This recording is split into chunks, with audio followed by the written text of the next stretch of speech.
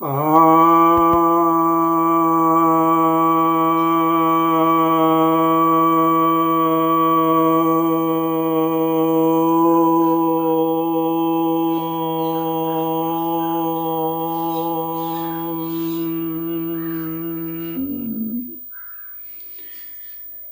भक्तजनों को सप्रेम नमन।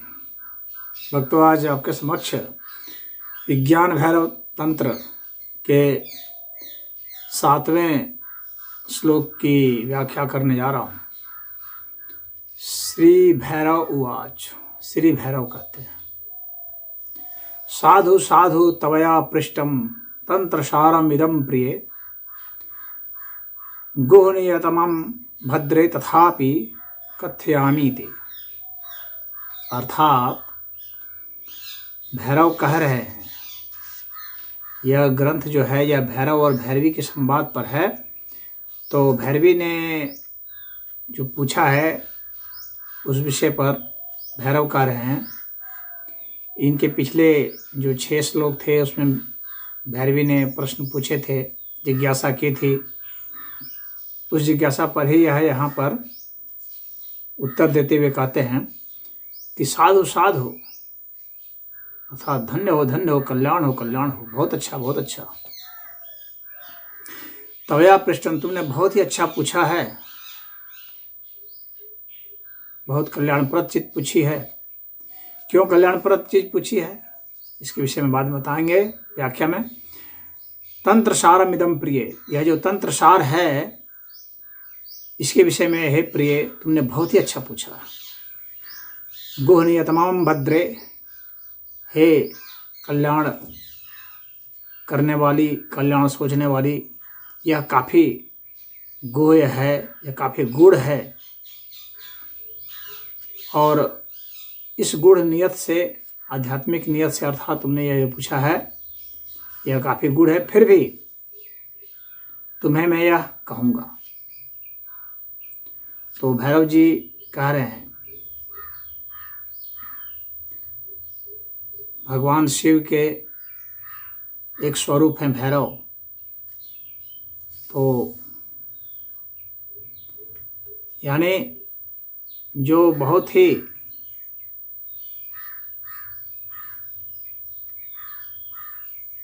अच्छी, कल्याणकारी और आक्रामक आवाज करता है उसे भैरव कहते हैं।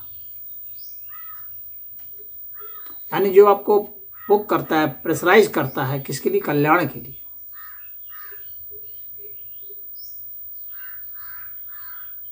जो वैसे शब्दों को बोलता है, हालांकि वे शब्द थोड़ा सा पुशिंग मालूम पड़ते हैं, मुलायम नहीं मालूम पड़ते हैं, विनम्रता पूर्वक नहीं होते हैं, बल्कि प्रेशर पूर्वक होते हैं। जो गुरु की जो वो होती है, दिशा निर्देश वाली बात, वह बात है। तो उसको वो भैरव कहते हैं। तो श्री भैरव वाच, साधु साधु अर्थात साधु किसे कहते हैं? जो साधना में रत है, जिसकी साधना सिद्ध हो गई है, जिसे सब कल्याण होगा। बहुत ही अच्छा, श्रेष्ठ और कल्याणकारी, ये आध्यात्मिक शब्द है। तो बहुत अच्छा किसमें? अध्यात्म में। कल्याण किसमें? अध्यात्म से ही कल्याण हो सकता है। श्रेष्ठ अध्यात्म ही है। तो साधु साधु, बहुत ही अच्छा, बहुत ही अच्छा, बहुत ही कल्याणकारी, बहुत ही शुभ तुमने पूछा है। क्यों शुद्ध पूछा है? क्योंकि कोई निजी प्रश्न पूछता है जिससे उसका निजी ही कुछ होता हो, अन्य का उससे कुछ बहुत नहीं होता हो, तो उसको साधु नहीं कहा जाता, उसे आध्यात्मिक जिज्ञासा नहीं कही जाती। आध्यात्मिक जिज्ञासा शुभ होती है, पवित्र होती है, अच्छी होती है, कल्याणप्रद होती है, और वो सबके लिए होती है, मानव मात्र के। उसमें न किसी जाति का, न किसी धर्म का, न किसी व्यवसाय का, न किसी लिंग भेद का, न किसी आयु वर्ग का भेद होता है। सबके लिए होता है। जो भी उस राह पर चलना चाहता है उन सबके लिए होता है। तो इसीलिए आध्यात्मिक जिज्ञासा जो भैरवी ने पूछा वह हमारे पास भी है, आपके पास भी आया है, अन्य के पास युगों युगों से आया है और आता रहेगा। तो प्रश्न तो भैरवी ने पूछा, लेकिन जो उत्तर उन्होंने पाया और जो प्रश्न पूछा, तो प्रश्न और उत्तर हम लोग के बीच आज है और हम लोग के हित के लिए है और आने वाले समय में सबके हित के लिए होगा। तो इसलिए यह साधुवाद का हकदार है। तो यहाँ कहते हैं साधु साधु तवया पृष्ठम, तुमने पूछा है। तो सिर्फ अपने लिए नहीं पूछा है बल्कि सबके लिए पूछा है। भगवान कृष्ण और अर्जुन का जो संवाद है गीता में, तो सिर्फ अर्जुन ने अपने लिए नहीं पूछा, सबके लिए पूछा। जो भी आध्यात्मिक जिज्ञासा करता है इस दुनिया में सिर्फ अपने लिए नहीं करता है, सबके लिए पूछता है। ये सार्वभौमिक जिज्ञासा होती है और सार्वभौमिक उत्तर होते हैं जो सबके कल्याण के लिए होते हैं। तंत्र सारम इदम प्रिय, तो यह जो तंत्र सार है, तंत्र अर्थात जो हमारा फैलाव है उसका सार, हम किस तरह से फैले हैं, किस तरह से बढ़े, हमारी कैसे रचना हुई है, हम मूल स्वरूप से कितना फैल गए, कितना बढ़ गए, और ये सारे जो बड़े हुए हिस्से हैं इनकी रक्षा कैसे होगी। तन का अर्थ फैल जाना, त्र का अर्थ रक्षा कर लेना। तो उस फैले हुए की कैसे रक्षा कर सकते हैं, उस फैले हुए के जरिए कैसे रक्षा कर सकते हैं, किस तरह से हम त्राण पाएंगे, कैसे हमारा कल्याण होगा, वह तंत्र है। तो कहते हैं कि तंत्र सारम इदम, तो वह जो तंत्र का जो सार है जो तुमने पूछा है सबके कल्याण के लिए, वो तंत्र का सार है। हे प्रिय, प्रिय कौन है? प्रिय वही है जो आध्यात्मिक जिज्ञासा करता है, और जो आध्यात्मिक जिज्ञासा करता है वह प्रिय होता है, और जो प्रिय होता है वही आध्यात्मिक जिज्ञासा भी करता है, और उसी को जब बताया जाता है तो उसका वह पालन भी करता है। अन्य पालन नहीं करते हैं, जो प्रिय नहीं है वे पालन नहीं करेंगे। जो शत्रु भाव से आते हैं, जो नुक्ताचीनी के लिए आएंगे, सिर्फ जो वैर भाव से आएंगे, वे यदि प्रश्न पूछ भी लें, जिज्ञासा कर भी लें, तो भी वे पालन नहीं करेंगे। उसके लिए प्रिय होना जरूरी है। तो आपने सिर्फ प्रश्न पूछा हुआ नहीं, आपने किस भाव से प्रश्न पूछा वह भी मायने रखता है, और उसी को यथार्थ जिज्ञासा कहते हैं। वो वास्तविक जिज्ञासा नहीं है जो हमने पूछ लिया। ये कोई स्कूल और कॉलेज का मामला नहीं होता है कि आप आए और पूछ लिए। तो यहाँ जो पृष्ठम है वो किसके लिए है? प्रिय के लिए है। तो प्रिय ही पूछता है, प्रिय बन के पूछता है, और उत्तर भी प्रिय बन करके ही दिया जाता है। और सबके कल्याण के लिए जो चीज़ पूछी जाती है वही प्रिय होती है। शत्रु भाव से जो पूछा जाता है, टेस्ट करने के भाव से जो पूछा जाता है, बहुत सारे लोग जिज्ञासा करते हैं। यूट्यूब में वीडियो डाला हूँ, बहुत लोग कुछ पूछ देते हैं, तो उनके पूछने का जो ढंग ढर्रा होता है उसे पता चल जाता है कि यह व्यक्ति किस भाव से पूछ रहा है, इसके मन में क्या है। हमारे यहाँ बहुत सारे लोग आते रहते हैं, पूछते हैं, बहुत सारे साधु संत हैं, सबके यहाँ जाते हैं, लोग पूछते हैं। लेकिन ये परंपरा रही है युगों से कि पूछने का भाव बहुत महत्वपूर्ण होता है। कोई शिष्य भाव से पूछेगा, सेवा भाव से पूछेगा, तो उसकी बात अलग होती है। वही लोग प्रिय होते हैं और उनको वैसे ही उत्तर दिया जाता है, तो ही वे ग्रहण करते हैं और उसका पालन करते हैं। गुह नियतमम, यानी यह जो है काफी गुह्य है, काफी गूढ़ है। जाहिर सी बात है कि पूरे अस्तित्व की जिज्ञासा है, उसके रहस्य को जानने की इच्छा है, तो गूढ़ तो होगी।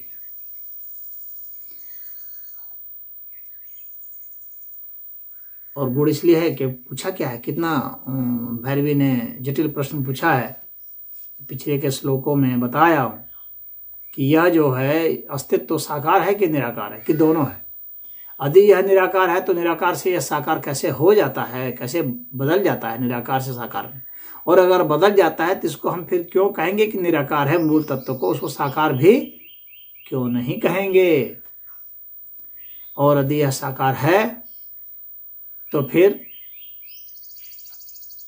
साकार है का मतलब यह हो गया कि इसका आकार है, प्रकार है, यानी यह पदार्थ जगत है, यानी ये वहां तक अस्तित्व रखता है जहां तक विभाजन और संयोजन की सीमाएं हैं। उसके बाद फिर क्या है, ये साकार कैसे बना, एक प्रश्न उठेगा। ये कहां से आया, कब से था, कब तक रहेगा, इसमें क्यों क्रियाएं होती हैं, क्यों गतियां होती हैं, क्यों ये मिलते हैं जुलते हैं। तो ये तमाम प्रश्न हैं जो भैरवी जी ने पूछा। और क्या शिव जो है, जो परम तत्व है, वो क्या शक्ति है जो इसमें प्रेरणा है, या यहाँ वो जो पर तत्व है और ये अपर तत्व है, यानी जो परे की सत्ता है निराकार तत्व है, और जो अपर की सत्ता है ये लौकिक सत्ता है, क्या इनके मध्य में भी कुछ है, मध्य में भी कोई सत्ता है, ये स्वतंत्र सत्ता है कि मिली हुए हैं। इनमें जड़ कौन है, चेतन क्या है, जड़ चेतन का आपस में संबंध क्या है, कैसे किसी को जड़ कहेंगे, कैसे चेतन कहेंगे, और क्यों जड़ है क्यों चेतन है। और शिव तत्व जड़ है या चेतन है, शक्ति तत्व जड़ है या चेतन है, शक्ति में चेतना है या नहीं है, या वो सिर्फ जड़ है। तो ये तमाम प्रश्न जो भैरवी जी ने पूछे वे सारे प्रश्न बहुत दिव्य प्रश्न हैं, बहुत अच्छे प्रश्न हैं और साधुवाद के पात्र हैं, तो गूढ़ प्रश्न हैं। तो यही भगवान कह रहे हैं, भगवान भैरव कह रहे हैं कि गोहने तमाम, ये काफ़ी गूढ़ प्रश्न हैं, गूढ़ जिज्ञासाएं हैं, इनके उत्तर भी गूढ़ ही होंगे। हे कल्याण करने वाली, हे भद्रे, तो हे कल्याण करने वाली, तुम्हारे प्रश्न बहुत ही गूढ़ हैं, बहुत अच्छे हैं और तंत्र के सार हैं। क्योंकि भैरवी जी ने तंत्र ग्रंथों के भी उदाहरण दिए थे, उसके आधार पर कहा था कि तंत्र ग्रंथ ऐसा ऐसा बोलते हैं। तो यहाँ पर तंत्र ग्रंथ के सार को भैरवी जी ने पूछा था, इसलिए भी तंत्र सार का प्रयोग यहाँ पर किया गया है। और इसके बाद कहते हैं कि ये चाहे जैसे भी हों तथापि कथयामि ते, मैं तुम्हें बताऊंगा। ये भले गुण हों, ये तंत्र के सार हों, ये आध्यात्मिक जिज्ञासाएं हों, ये जहाँ से भी उपजे हों, ये सबके कल्याण के लिए हैं।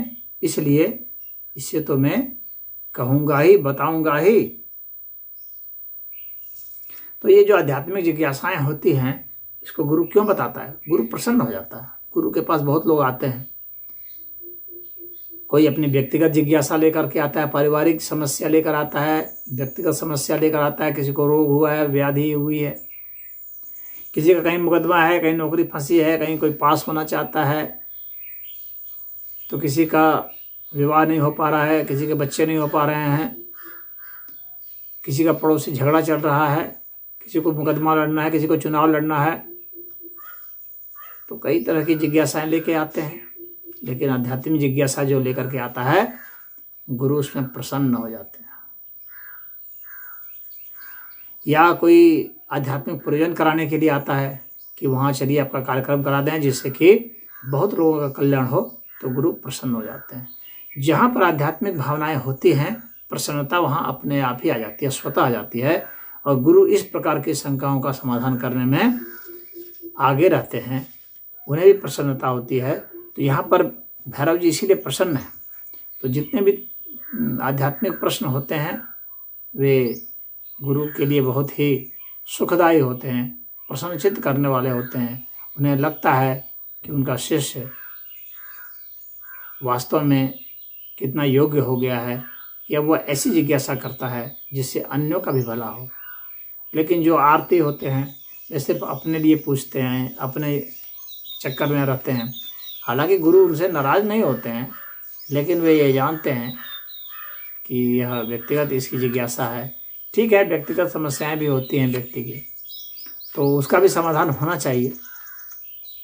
समस्याएं तो कई तरह की हैं, तो व्यक्ति ऐसे ही गुरु के पास जाता है जो कि हर तरह की समस्याओं का समाधान कर सके। का रास्ता बता सके, क्योंकि वहाँ गुरु के पास से समर्पण करना पड़ता है। वहाँ अगर वह नहीं पूछेगा, वहाँ से अगर समाधान नहीं पाएगा, फिर वह कहाँ जाएगा। तो इसलिए वो आता है तो उसके निजी प्रश्न भी होते हैं, निजी जिज्ञासाएं भी होती हैं, उसका भी समाधान होना चाहिए। परंतु श्रेष्ठतम तो वही है जो आध्यात्मिक जिज्ञासा करता है, और उसको बताने में गुरु बहुत प्रसन्न होते हैं। मानव हित में, सभी प्राणियों के हित में, विश्व हित में जो पूछते हैं तो बहुत प्रसन्नता होती है। तो जो व्यक्ति जितना प्रतिभावान होता है, जितना श्रेष्ठ आचरण व्यवहार सोच वाला होता है, उसके प्रश्न भी वैसे होते हैं। तो किस व्यक्ति के कैसे प्रश्न है उससे पता भी चल जाता है कि उस व्यक्ति का स्तर क्या है। प्रश्न से भी आपका स्तर पता चलता है।